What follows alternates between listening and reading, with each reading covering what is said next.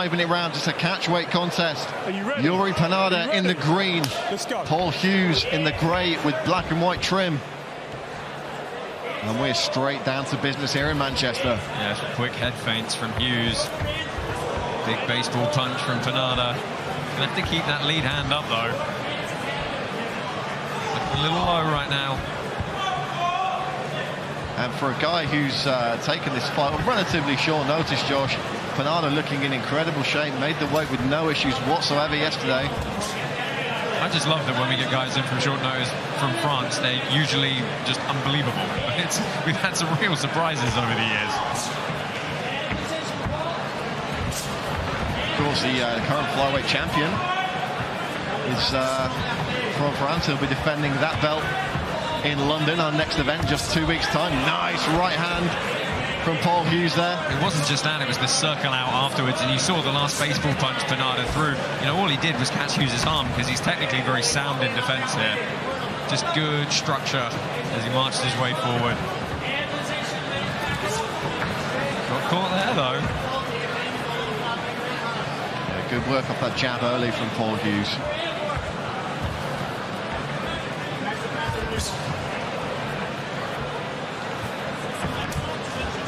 Of course, Josh, we talk about this quite often with these guys who are considered prospects.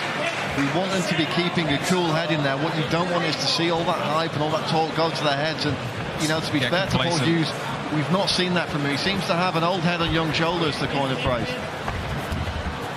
Interesting leaping elbow from Panada. Hughes circling out now.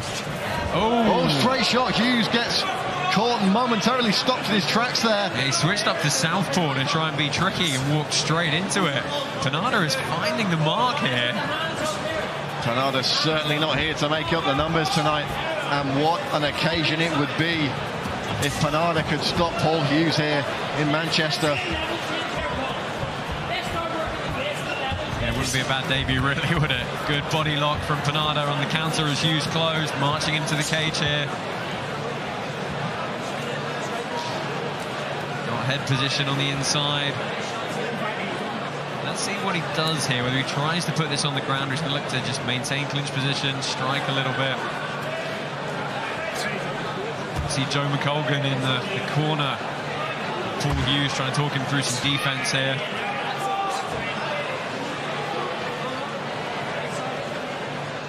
McColgan, another of the current wave of fighters from the Emerald Isle, with a lot of talk surrounding him. Yeah, he's on, what, in a couple of weeks, I think, in London? Absolutely. Huge weekend of mixed martial arts that kicks off with Cage Warriors 113, and of course UFC London a day later. So there's a lot of eyes on that card, and a lot of guys looking to be making a big impression. And I'm sure Joe McColgan, if you've seen any of his previous fights, you'll know he'll be looking to put on a fight of the night contender, as always.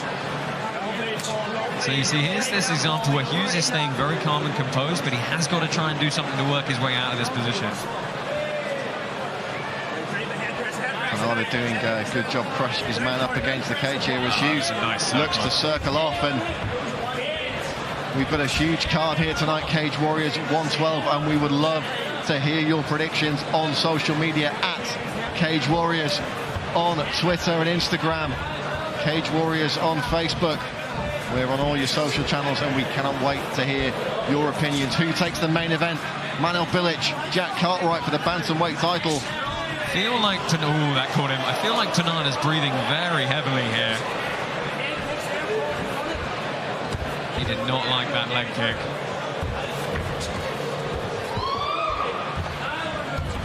Oh, nice kick to the body there, and it looked like that may have been just on the cut. I think referee Rich Mitchell was ready to step in there, but no visible sign shown from Panada. Yeah, those inside cut kicks, it's always awkward, you know. It's a tough angle to hit nicely. Oh, good shot from a long way out into the body lock again. He's going to march him to the cage once more.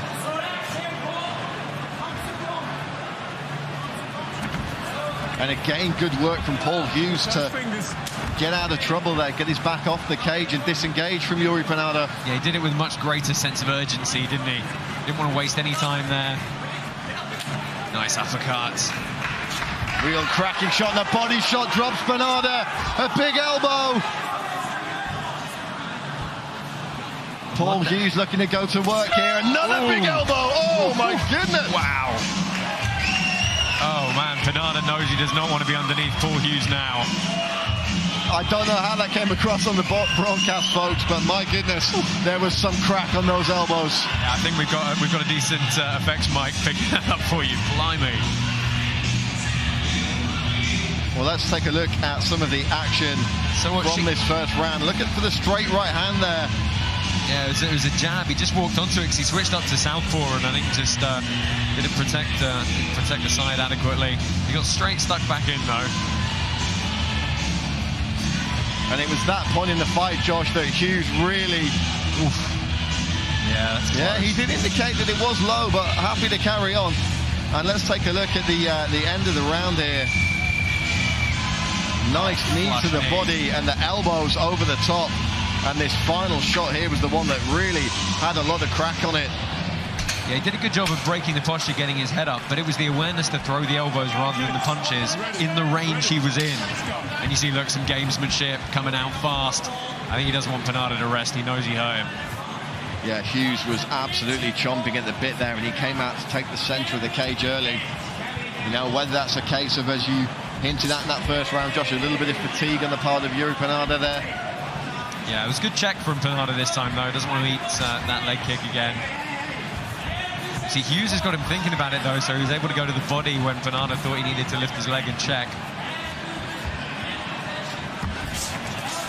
Oh, sharp left hand there from Paul Hughes. Takes a right. Nice angles. Finding some really nice space to throw those strikes. Switches up inside cut kick. Oh, another shot to the body there. And that really put Panada on his bike, Josh. Yeah, notice how Hughes is staying on him. He's constantly marching forward. Changing it up here, though. It's connected around the hips. Big pickup. He's going to walk him back to his corner. Oh, big takedown. Just lost his grip. A nice escape from Panada. He's back up. Great scramble. Panada still very much in this fight. That was a far better outcome for Panada than it could have been. Getting elevated like that and scrambling up very quickly is good work from him, but you have to wonder, is the fatigue going to find its way in the last half of this second round again?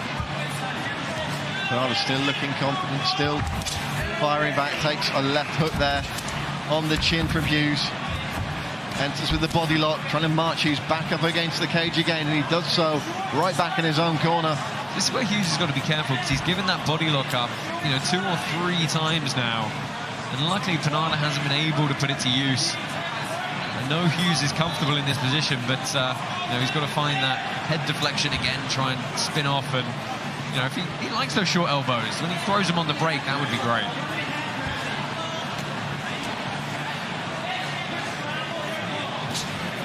Hughes staying busy, dropping the elbow there. He's going ankle pick, nicely stripped by Hughes. Panada could have lifted from that high crotch, but he'd had to really drop his hips underneath it. He can't do it with a bent back. He'll have to switch off for a single or a double. We heard the first warning there from Rich Mitchell to use that position, and Hughes using it now with short shots in the clinch. Panada disengages. Oh! That's a big head kick, and it's over! Unbelievable!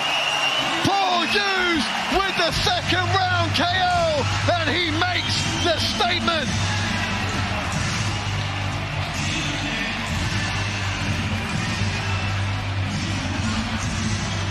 Paul Hughes with an absolutely ginormous left high kick. Do you know what? He hadn't thrown a high kick that whole match until that point. I guess he just saw, he found that hook. I guess he saw the hand dropping. Well, let's take a look at the replay here. They disengage. Oh. And it's a huge head kick up the left-hand side. Incredible stoppage by Rich Mitchell there. I mean, just, open side, no guard whatsoever, straight up under the chin. And you cannot take a minute's rest against this caliber of fighter. You've got to protect yourself at all times, and there's a reason we say that. Paul Hughes taking advantage there. We've seen him disengage and circle out a number of times already in this contest. And the one time Youri Panada did not have his guard up and ready. Paul Hughes taking full advantage. A massive head kick KO, a massive statement made here at Cage Warriors Manchester. Let's throw to our MC in the cage, Mr. Hal Chaplin, to make it official. Ladies and gentlemen, your referee, Mr. Rich Mitchell, calls a stop to this bout after 2 minutes and 33 seconds of round number 2, declaring your winner by way of knockout in the red corner, Paul Hughes. Paul Hughes says it's his time. Well, it's certainly his time to join my broadcast colleague Josh Palmer in the cage.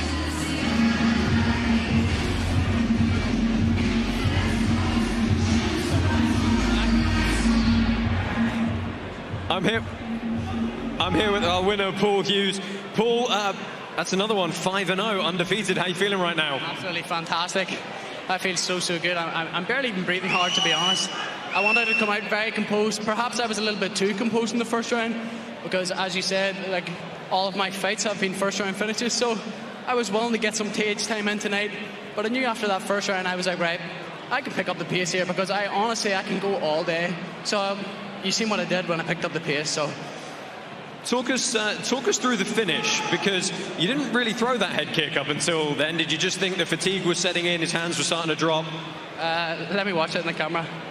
Yeah. No, I knew that his hands were dropping. That's why I purposely didn't really throw too much head kicks in the first round. I think in my last fight I threw it straight away. This time I was just like, right, I'm going to be very composed today, and that's it. You're still young, you're undefeated so far, you're showing a tremendous level of acumen and confidence every time you fight. What's next for you and how far can you go? I'm going to be the Cage Warriors featherweight champion. That's a done deal. I'm going to be the UFC featherweight champion as well. That's already done up here. And right now, to be honest, I think the featherweight division is born in Cage Warriors. Mas Burnell, born. What do you call that French? Morgan Chapa, born. Do you know what I mean? I would take them all out, absolutely no problem. And I'm ready for them as well. I may be young, I may only be 22, but I'm ready for them. Paul, I'd pay to see it, mate. Yes, absolutely. I'm going to be the world champion of Cage Warriors by the end of this year. That's inevitable. It will happen. Ladies and gentlemen, big round of applause. Your winner, Paul Hughes. Well, if it's one thing that he lacks, it may be a bit of confidence, but Paul Hughes certainly...